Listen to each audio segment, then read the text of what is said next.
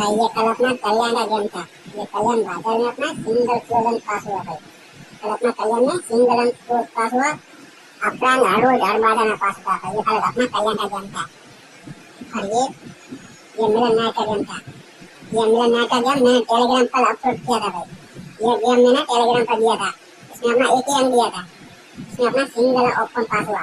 केवल बोला था एक केवल ओपन ही खेलना, एक ही अंक दिया था, ओपन नहीं दिया था और अपना सिंगल ओपन में पास हुआ।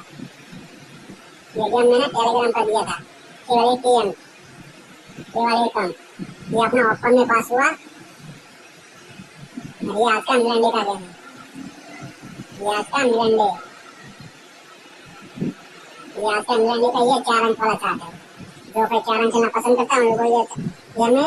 मेरा गेम हमेशा उठ में रहता है, ओपन टू क्लोज। ये 4 अंक वाला चार्ट है जिसमें मैं अंक दे रहा हूँ। जोड़ी ये आज का मिलन डे का गेम है। ये 4 अंक वाला चार्ट है। ये आज का मिलन का 2 अंक वाला चार्ट है। ये आज का मिलन का 3 तारीख का गेम है। मिलन डे का 3 तारीख का गेम है। ओपन टू क्लोज, जोड़ी चैनल, ये आज का मिलन डे का गेम है।